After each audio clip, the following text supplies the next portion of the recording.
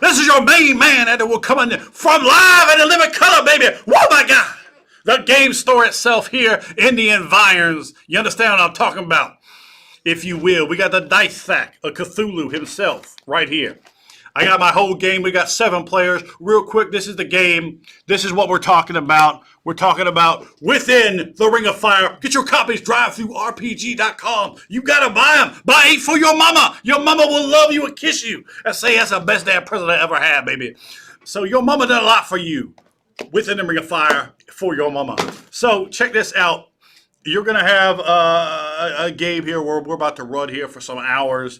And Planescape, AD&D, 2nd edition. They are in Kvegathale. They are experiencing Bale and the horrors of it. We have characters as high as 5th level, I believe. It's the highest anyone has gotten in the game. Players of different types. I'm going to let them say what they're comfortable with. They might tell you classes or levels, magic items they have, describe a little bit about their character, tell you a little bit about maybe kind of what their character looks like and feels. But we're going to try to keep it clipped and simple just so you kind of can see what my gaming group looks like and what they're doing.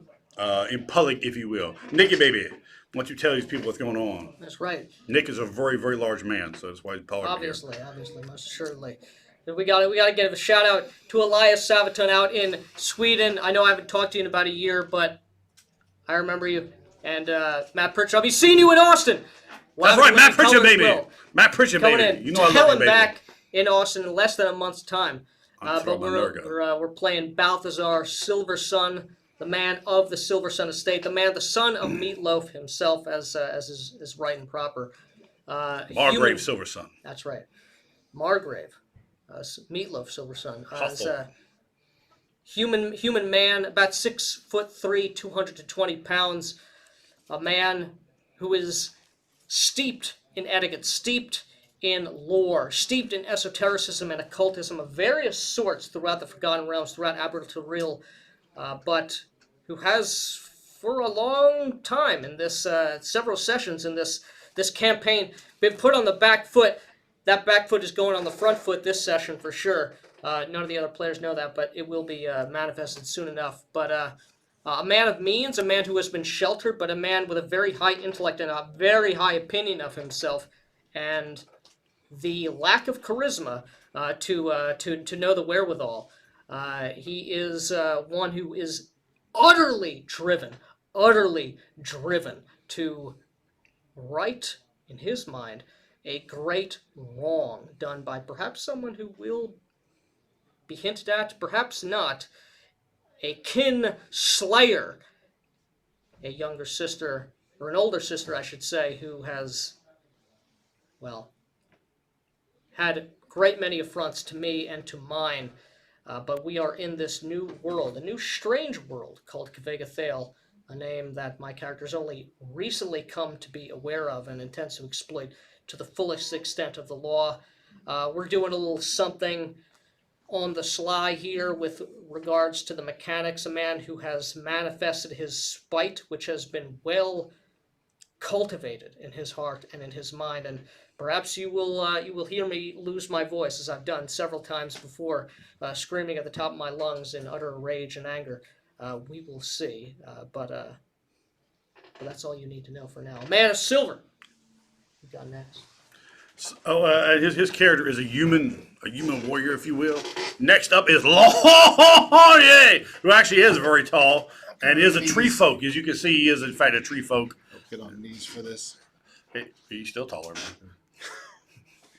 And I am playing Frederick, previously Cooper, now Silver Sun. I was raised as just a Cooper son in a small village, but I had high aspirations and high goals. Constantly feeling like I could do my best to succeed and exceed at everything that I do, just being slightly above average on all things, and not really knowing why, but I always found that push and that drive from my parents to try and do better. I grew up and took up the oaths under Torm as a priest and a follower, and as I proceeded, I began to compete in the competitions and began to compete in the trials as a cavalier.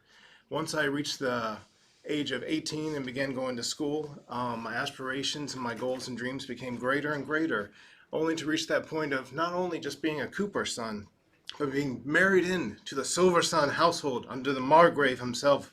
Margrave Meatloaf will go forward with this. And Hawthorne Silver it's Song. Meatloaf. We all know it's Meatloaf. He is the face claim, of course, is Meatloaf. And Oh, what's the name of your face claim, by the way, Nick? What's that? The guy that's your face claim. That is the man Kylo Ren himself from the movie The Last Duel. What's the actor's name though? Adam Driver. Adam Driver. That's who from he's using Duel. for his. Yeah, I'm sorry, keep going. Very fine. And due to certain events that took place, we've been driven into a world where a promise made to my wife has sent me on a hunt. And we seeked and traveled through these different planes, only to discover the reason behind my superiority and all that I do. Just that likability, that look, that glow about myself, that high charisma is not that I was the son of a Cooper. No, I was adopted. I am the child of Hyperion himself, Hulk Hogan. Yeah, baby.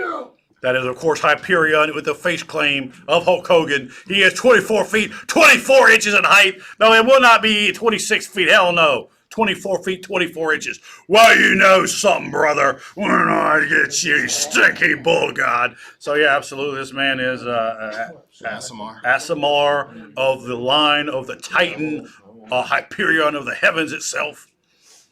That is what I got. Fantastic. Woogaba, get over here. Oh, shit. I wasn't ready for this. Here's Woogaba. Woogaba is, of course, a guinea pig man. As you can look at it, but see the guinea pig capybara-like tactics of his simplistic brave cells. Hey. Tell him about your character. Oh, yeah. No, this is the first campaign I've really played in, and I am a druid hive master because I'm an exterminator, and I got some bugs with me. Yeah. That's what I got. Okay. Come on here, Ryan. So here is, of course, my son. He is leaning here. Yeah. All right. Tell me a little bit about your character. He's a Knoll Ranger Bard multiclass. He's a man, a monster who was raised in his tribe, and for a long time, about 10 years, he's just a little bit over 10 years old now, which is fully grown for a Knoll, and he was for a long time raised in his tribe. He was a follower of Yanogu until he eventually, he met a man who was a slave of the tribe, who was a follower of Saloon, who was a human, who kind of converted him, and eventually he got found out, and they kicked him out of the tribe, and eventually he met he met Frederick, who was Lange's character, and that's how he kind of got integrated into the party. So, yeah. Okay. Either Steve or Austin, when do you come up here? We'll save the best for last. Here is Bird Donk. How's it going? He's also insanely tall. I have some very tall people in my game. Not like the 17-foot tall Lange, but Bird Donk, tell them a little bit about your character here, baby. Yeah, so I'm playing a gold elf named Imre Rieleneld. He is a wizard, transmutation specialist. He's also a thief. He comes from a upper class background from Elven Tree. His family is in the business of acquiring arcane knowledge, and that's what they are known for. But Imre, being more ambitious than his family, decided to strike out on his own in pursuit of knowledge unattainable, merely staying at home. So he's found himself on the road, and because of his ambitious nature, he's found himself in situations he wouldn't have anticipated. He is become more familiar with the underground nature of things, and he's acquired some of those thieving skills. And as he is very interested in the pursuit of knowledge, there are people who he's found are willing to pay for such knowledge, or are very interested in that kind of thing. So that's a little bit about my character. He's about 5'8", styles himself similar to and looks. You can think of perhaps Daniel Craig.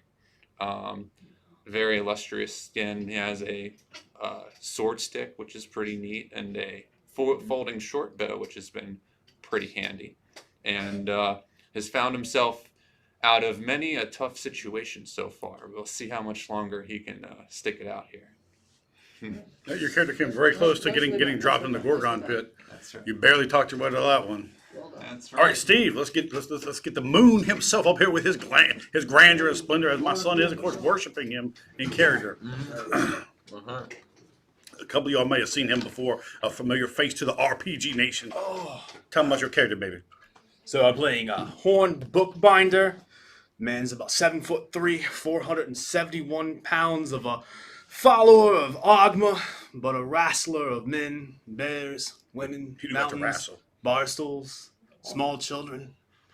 I guess if you want to see what it looks like, Christopher, is it Hivju Tormund from Game of Thrones. Yeah, Oh yeah. big man, shocking red hair, big beard. Dropping the knowledge on people, writing it down, dropping the elbow on people, dropping people on people, dropping vampires on trees, You have done those things. amongst other things. That's what we got going on. Very nice, baby.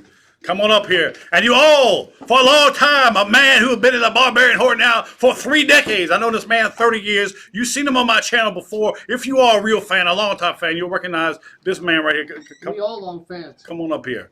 Come on up here. There's no need introduction. Can you just, if you can see yourself, you're on the camera. Okay, I'm on the camera. Yeah, there you go. Just tell them a little about your character, baby. All right.